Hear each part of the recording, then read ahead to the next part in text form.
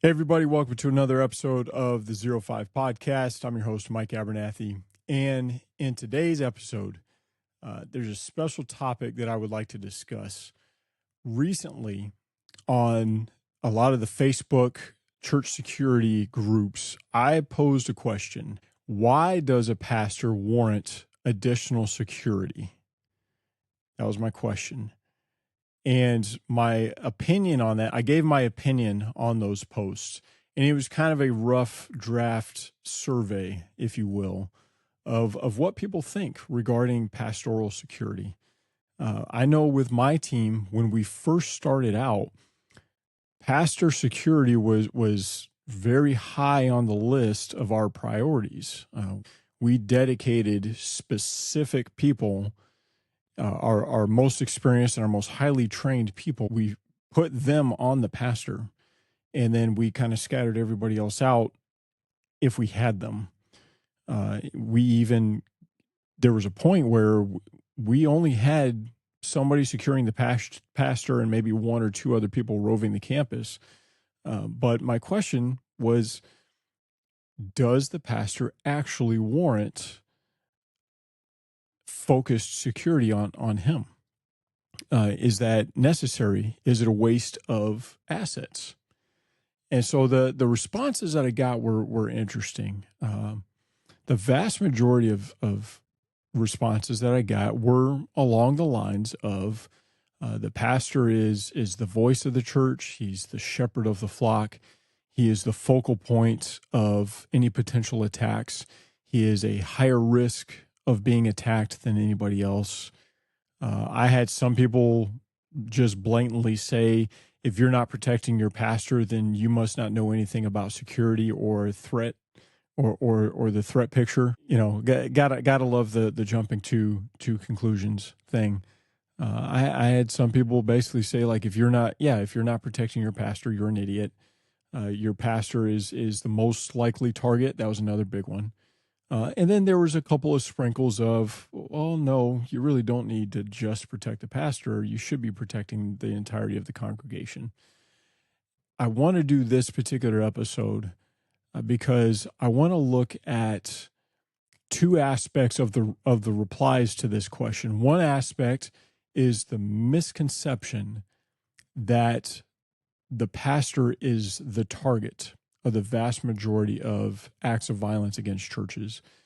And then I want to discuss what our security posture as a whole should look like and what would warrant additional security for the pastor. And I want to examine this through the use of research and statistics, not opinion and hearsay and misconception. Because in the security world, yes, there's a certain point where you should listen to your gut, but in reality, you should be setting up your security posture based off of evidence, research, statistical intelligence, and any additional threat intelligence. Like, you should be intelligence driven in how you set up your security posture. If you're at a heightened threat level for whatever reason, you heighten your security. If you're at a normal threat level, you have normal security.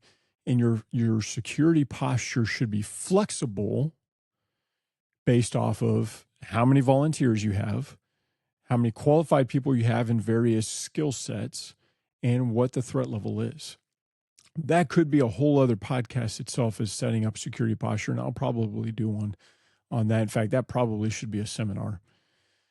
But let's start out with some statistical facts. I did my research because, again, on Facebook, when I ask these questions, when people come out with statistics say, or the most whatever, I will ask them, I will confront them.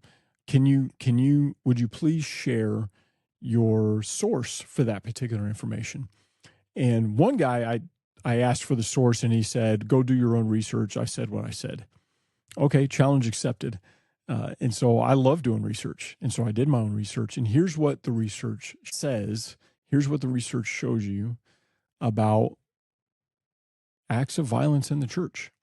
There's really not a whole lot of studies on acts of violence in the church.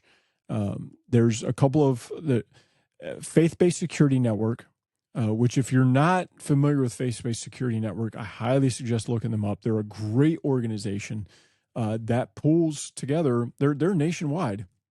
And it's just a lot of great resources for church security. You can find people within your own zone or state, and it's a great networking opportunity. But they also have a great deadly force incident study that they've been doing, I think, since 2000, where they have compiled every deadly force incident that has occurred at a house of worship in that time period, and they've built it out like an Intel product where they look at certain categories of, motive, what type of person carried out the attack, what type of attack was or carried out. It's a really good study, so I highly recommend looking that up. Also, there is the and I'm blanking on the name of it.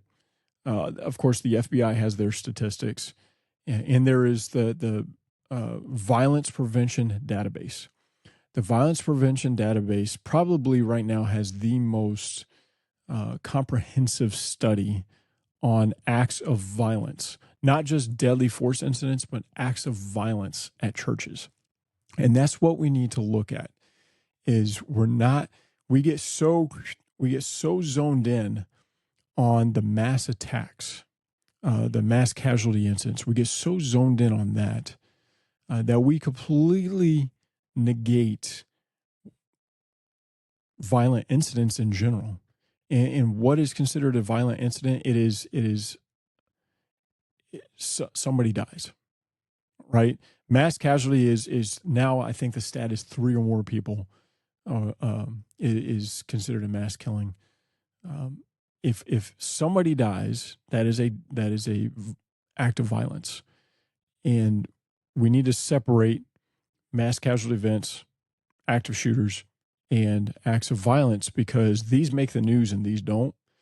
And so our misconception is that these mass attacks are directed at a particular church because of the pastor. That's what we perceive, and that's not necessarily the case. What the statistics show is that in only 9% of violent incidents that occur at churches in which somebody was killed, only 9% of those attacks were directed at the pastor. 9%. 30% of those attacks were directed at somebody else in the congregation other than the pastor. The vast majority of them, over 50%, were a one-off directed attack due to a domestic issue, a particular, a one-on-one beef, not necessarily a beef against the church. It was a personal issue, not a church issue. The attack just happened at the church. In 7% of attacks, 7% of violent incidents at churches were mass casualty incidents. And so when we look at those statistics, if less than 10% of acts of violence are occurring at churches directly related to pastors, do our pastors really necessarily warrant specific individualized protection? In my opinion, the statistics say no, but there's some caveats to that. A common issue that faces a lot of church safety and security ministries is a lack of people. It's a lack of resources. We can't look purely at the megachurch security. We have to look at the mom and pop churches that have less than 100 people and maybe 1 or 2 volunteers. If that church puts a person specifically on the pastor, that's 50% of your security posture is dedicated to one person, when 30% of violent incidents occur to somebody in the rest of the congregation. Now imagine what a deadly act of violence to anybody in the congregation, imagine what that does to the entirety of the congregation if that's occurring at church. Okay, yes, the pastor is the voice. Yes, the pastor is the figurehead of the church. Yes, they are more public than anybody else in the church. But you're looking at one person versus 99 versus 100 versus 1,000. Okay. Either way, if an act of violence occurs at your church, it's going to devastate your church, whether it's the pastor or it's anybody else. If an act of violence occurs during church operations, it is going to devastate the church. So we've got to play the odds. Do we build our security posture to guard one person primarily, or do we build it to prevent an act of violence against the other 99%? And so how we set up our security posture should reflect where our priorities at. Are our priorities protecting the pastor, or are our priorities protecting the entirety of the congregation? And I would argue this: most pastors that I have talked to want to protect the congregation, as they should, right? We use the shepherd analogy all the time, right? The pastor is the shepherd of the flock. And if you take out the pastor, if you take out the shepherd, then the flock is going to disperse. Well, what's the shepherd's job? The shepherd's job is to guide and protect the flock. So if the pastor is swallowing up security resources that could be protecting the flock, is the pastor doing their job? My argument would be no. Now, again, I'm going to get into some caveats where that's different.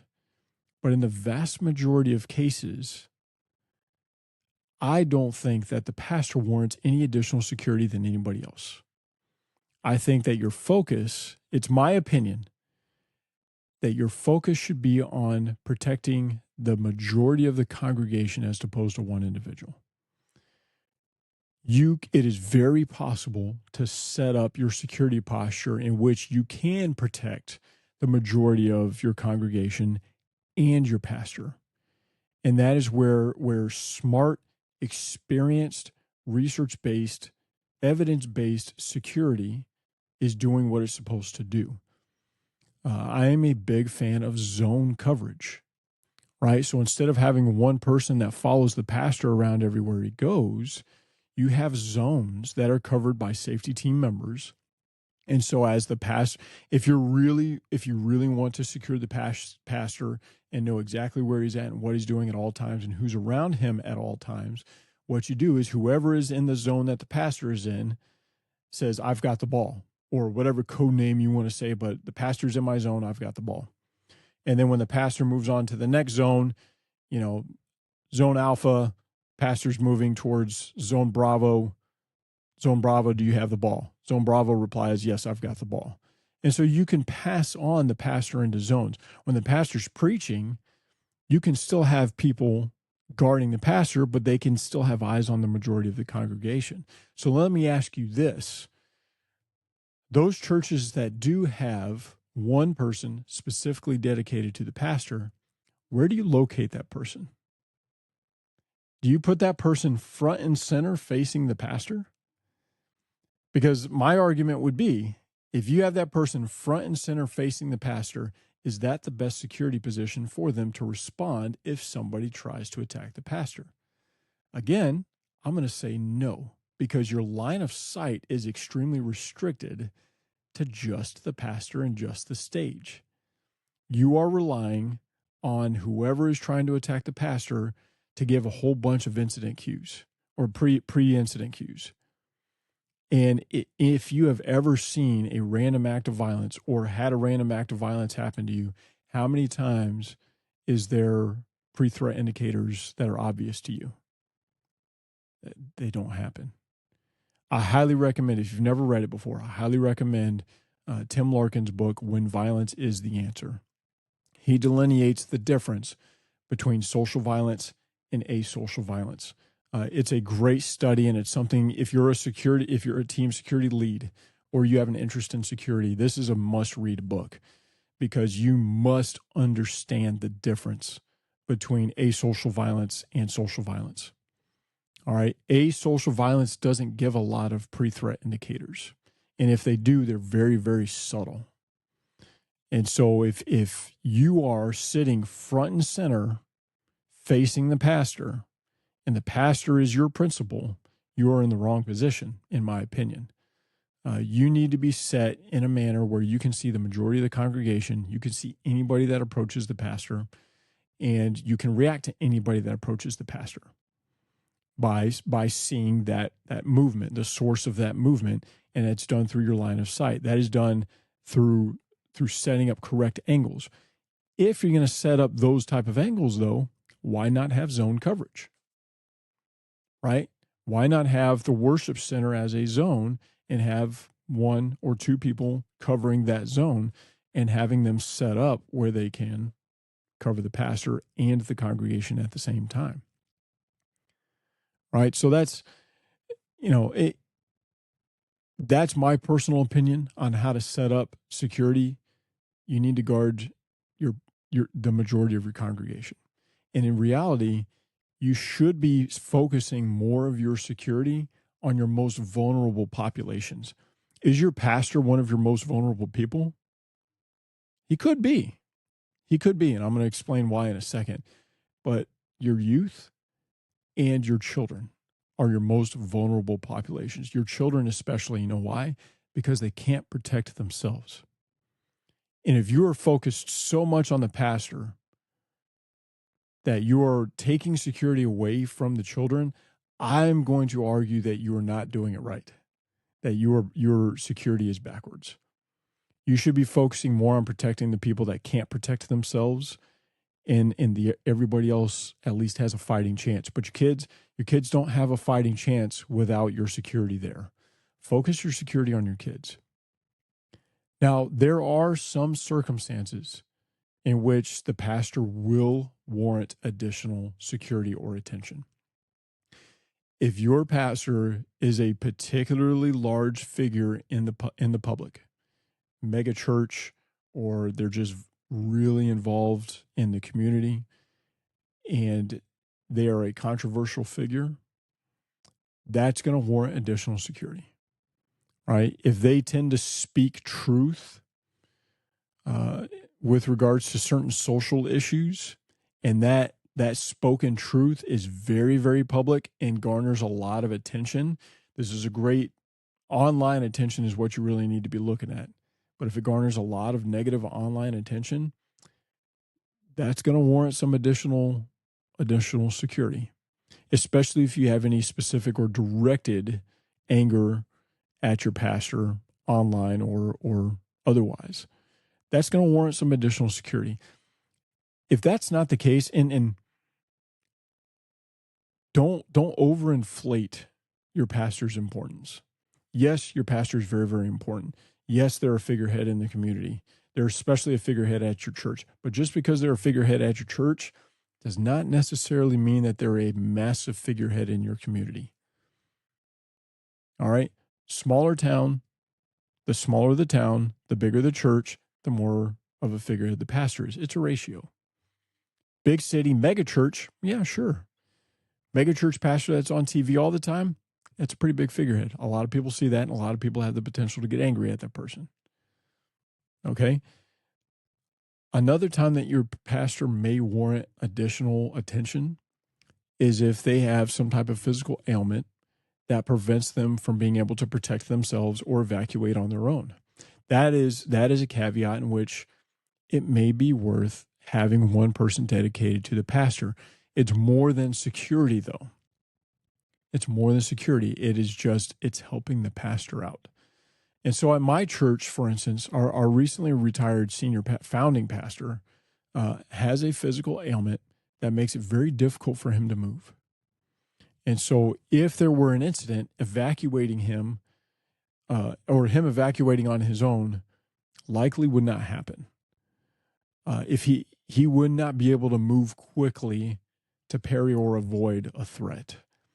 And so we have one person out of an average of 8 to 10 per Sunday that is geared specifically to him. And that's just to help him move around because that's what his ailment has done, is it's made his mobility difficult. Now, here's where, if you're going to have dedicated pastoral security, this is where the ministry of the safety team could be a big thing. And this is where you have a tremendous ministry opportunity. I've got a couple of guys on my team that, by becoming our pastor's kind of personal security detail, they're not licensed PPOs. They're just average guys that have joined the safety team because they want to serve and we're their people. But what has ended up happening is they ended up volunteering to guard our pastor, and now our pastor has been discipling them and has been mentoring those guys.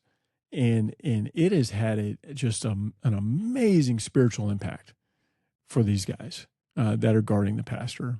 And so that is going to be my last caveat on why your pastor may warrant focused, individualized security, is maybe you have somebody on your team that them hanging around the pastor and moving with them and getting to talk to them and know them and get a little bit of discipleship from them, maybe that helps them grow spiritually.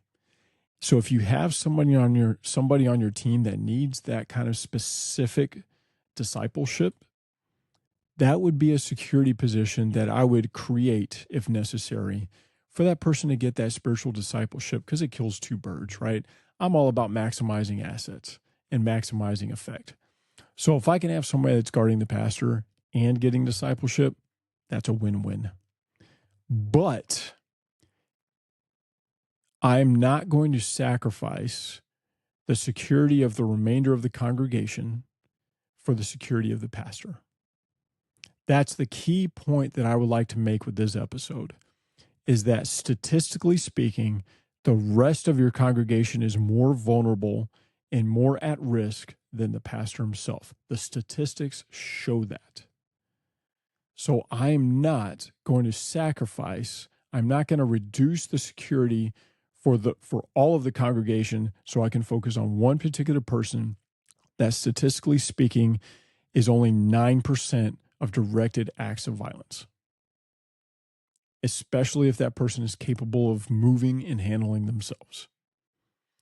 So that's today's episode. Again, that's I was kind of taken aback when I posed that question on Facebook to the multiple groups, and I'd say 90% of the people were like, you must protect the pastor. The pastor is the focal point. The pastor is the target. That's been the overarching theme, is the pastor is by and large the target. And what I want to show you, and what I want to demonstrate, is that is hearsay. That is a misconception. That statistically speaking, the pastor is not the target. Even when we get into ideologically focused or ideologically motivated attacks, it's still not directed at the pastor. It is directed at the church as an institution. So if somebody wants to attack the church as an institution, is one pastor going to make a statement? No. Is 50 congregants going to make a statement? Yes. So set your security posture up accordingly. Protect your congregation. If you have people to spare, yes, protect your pastor. If you need somebody that needs specific discipleship, yes, assign that person to your pastor. Otherwise, set up zone coverage, protect your congregation, focus your security on your most vulnerable populations, and that is how we secure the church. That is how we provide the ministry of safety. Right? It's not just security. We are enhancing ministry through safety. Right? So thanks again for joining me. Again, please, if you like our content, comment, rate me on Spotify or iTunes or Apple Podcast. Also, if you really like our content, please support 05 Safety Training. The best way you could do that is by going to our Substack and becoming a paid subscriber, or sharing our content, or just subscribing in general. That helps us out a whole lot. If you ever have questions or want input on anything, hit us up on Substack. Message us on Substack. We love to hear what people are thinking and what people are doing out there in the church safety ministry world. Finally, I've been gone for the last couple of weeks because I was at a Force on Force instructors class, learning how to better build scenarios for force on force scenario based training. And you cannot beat scenario based training coupled with force on force and stress inoculation. I think it is some of the best training that you could possibly do. You really do not know how you're going to react in a stressful incident until you have been there and until you have done it. So if you're one of those guys that says, well, I run to the sound of gunfire, I would do this and I would do that. Have you ever been there? Because if you haven't, don't tell me what you would do, because you don't know.